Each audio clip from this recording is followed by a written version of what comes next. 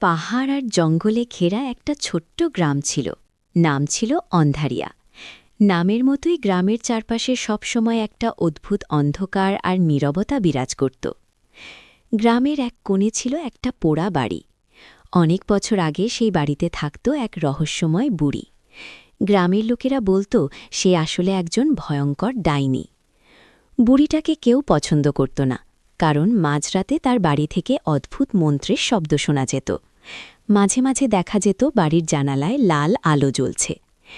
একদিন গ্রামের কয়েকজন লোক ঠিক করল এই বুড়িকে গ্রাম থেকে তাড়াতে হবে।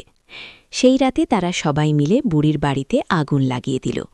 বাড়ি আগুনে পুড়তে লাগল, আর ভেতর থেকে শোনা যাচ্ছিল এক ভয়ঙ্কর চিৎকার, তোরা আমাকে পুড়িয়ে মারলি, কিন্তু আমি ফিরব। তারপর সব শান্ত হয়ে গেল। বাড়িটা পুরো পুড়ে ধ্বংস হয়ে গেল। তারপর থেকে বহু বছর কেটে গেল। গ্রামের লোকেরা ধীরে ধীরে সেই ঘটনা ভুলে গেল। কিন্তু একদিন অদ্ভুত ঘটনা শুরু হল।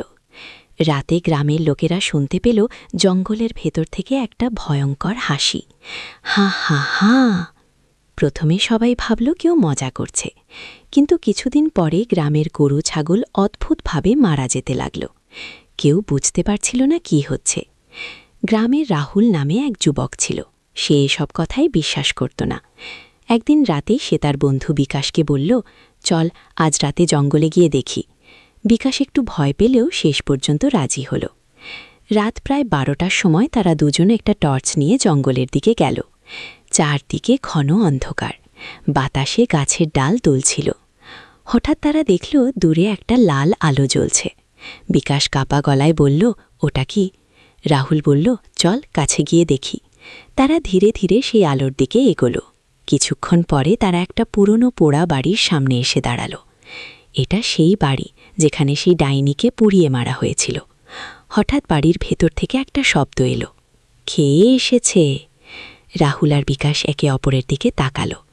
তারপর হঠাৎ দরজাটা ধীরে ধীরে খুলে গেল। ভেতর থেকে ঠান্ডা বাতাস বেরিয়ে এলো। রাহুল টর্চের আলো ভেতরে ফেলল। হঠাৎ তারা দেখল ঘরের মাঝখানে একটা লম্বা কালো অবয়ব দাঁড়িয়ে আছে। তার লম্বা এলোমেলো চুল, চোখ দুটো আগুনের মতো লাল, মুখে ভয়ঙ্কর হাসি। ডাইনিটা ধীরে ধীরে বলল, এতদিন পরে আবার মানুষ এসেছে। বিকাশের শরীর কাঁপতে লাগল। সে ফিসফিস করে বলল, রাহুল চল পালাই। কিন্তু তখন দেরি হয়ে গেছে। ডাইনিটা ধীরে ধীরে তাদের দিকে এগোতে লাগল। হঠাৎ বাতাস জোরে বইতে শুরু করল, গাছগুলো দুলতে লাগল। ডাইনিটা একটা ভয়ঙ্কর মন্ত্র পড়তে লাগল। তার চোখ আরও লাল হয়ে উঠল। সে চিৎকার করে বলল, যারা আমাকে পুড়িয়েছিল তাদের বংশ আমি শেষ করে দেব। হঠাৎ তার হাত অস্বাভাবিক লম্বা হয়ে গেল। রাহুল আর বিকাশ ভয়ে দৌড়ে পালাতে লাগল।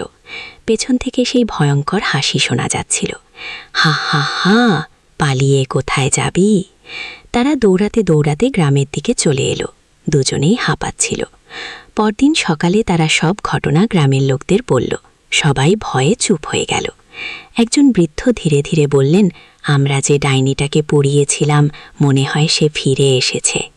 সেই ঘটনার পর থেকে গ্রামের মানুষ রাতে জঙ্গলের দিকে যায় না। কিন্তু এখনও গভীর রাতে জঙ্গলের ভেতর থেকে সেই ডাইনির ভয়ঙ্কর হাসি শোনা যায়। আর মাঝে মাঝে দেখা যায় লাল চোখওয়ালা এক কালো ছায়া গাছের ডালে বসে আছে। সে যেন এখনও অপেক্ষা করছে তার প্রতিশোধ পুরো করার জন্য।